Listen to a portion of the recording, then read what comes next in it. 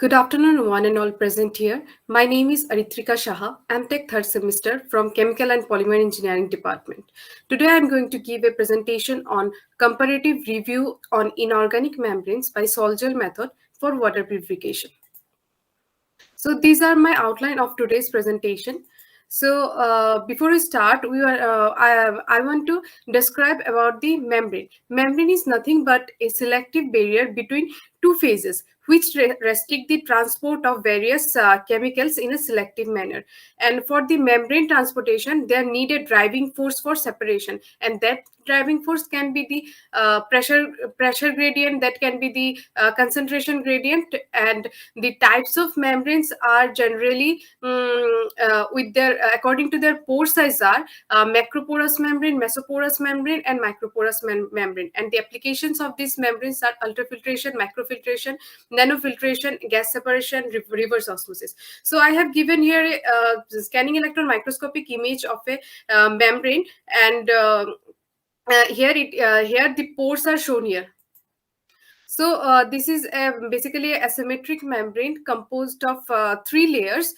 One is our support layer, another one is your intermediate layer, and another one is your top layer. Support layer is support the membrane. Intermediate layer will join the top layer and the support layer, and the top layer is basically the active layer of the membrane. Here again a same image of the membrane. The thin layer, it is our membrane layer.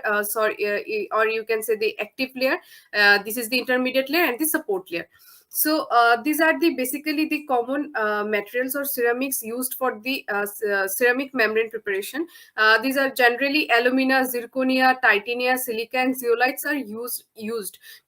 And the microstructure, basically the alumina used for the active layer, intermediate layer, substrate layer, zirconia used for active layer, titania used for active and intermediate layer both, but silica and zeolite can only use for active layer. And the technology for all the materials are same, that is sol gel, dip coating, and sintering process. In the sol gel process, we have to first prepare a sol, then if we take in a substrate, that substrate we have to dip into the sol, that is our dip coating. Then we will go for the mm, temperature treatment process, or you can say the sintering process for the pore formation. And the applications of these materials are in the basis of microfiltration, ultrafiltration, nanofiltration, and like that. So the Solgen method for preparation of membrane layer are basically first for the first material is the metal salt or the metal organic precursor, and that precursor can be reacted through the either polymeric route or either colloidal route. Polymeric route is used for the prepare the polymeric gel, and colloidal route is used for to prepare the colloidal gel. And here the metallic organic precursor is reacted through water in a media. That media can be the acid media, and then after the sol has been prepared, and after that the colloidal gel has been prepared. But from the colloidal route to the colloidal gel preparation, there is a mechanism, that is the hydrolysis, condensation, and drying. Hydrolysis is basically it is a reaction of metal organic precursor with water in a acid media, and then the sol has been prepared. And with the sol, the sol is reacted with a peptizing agent, and it will form a cross-linking between the precursor, that is our colloidal gel. Then the drying is done to prepare the membrane layers. This is the preparation of sol gel, and in this study the materials are taken are the titania silica sol, alumina titania sol, zirconia sol, and peroxide alumina sol. The maximums are hybrid sols. So first we have to prepare the colloidal sol preparation that I have told. Then that the hydrolysis has happened. Then reflexing is done. Then peptization is done for the gel preparation, and then the drying has been done. So the preparation of membrane, for all the membranes the process are same, that is sol gel process, and the precursors are different for each of the ceramics. And the media is generally the acid media, and that acid can be the nitric acid, acetic acid, or hydrochloric acid.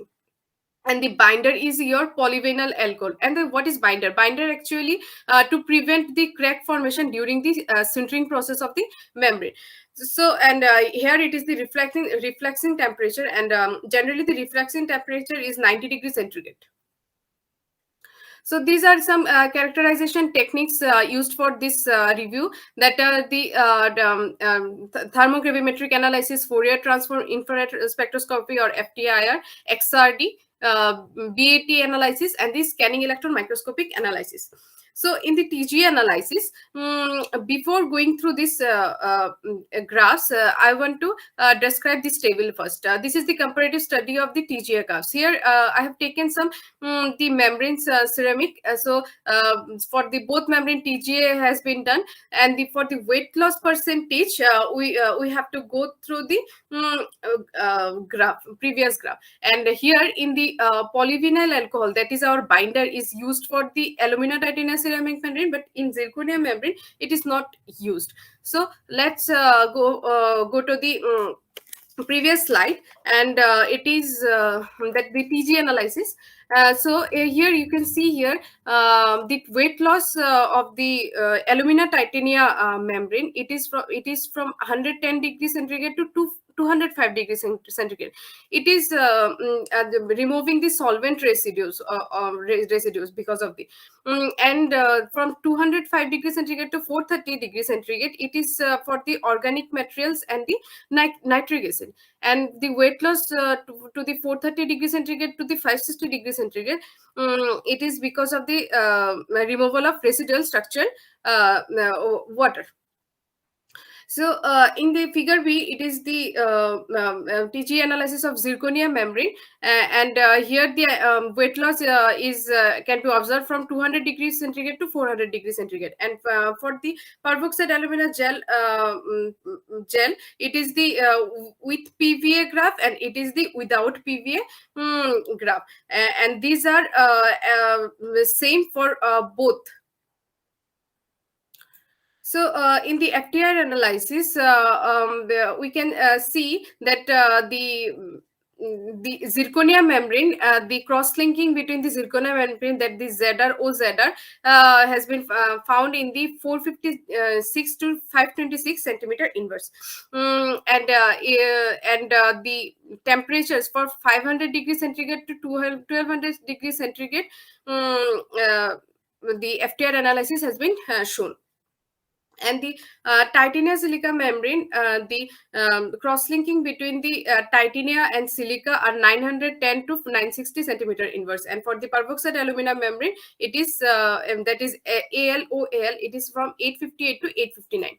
So in the XRD analysis, you can see here for the peroxide alumina membrane, the initial phase is your gamma alumina, and the final phase is your alpha alumina. And for the zirconia membrane, it is the phase transformation from tetragonal phase to the monoclinic phase, that is the crystalline phase. And in the BAT analysis, this is the adsorption desorption isotherm of alumina titanium membrane. Here you can see a hysteresis loop, and this is actually the type 4 isotherm, and that hysteresis loop can define the mesoporous structure of the membrane.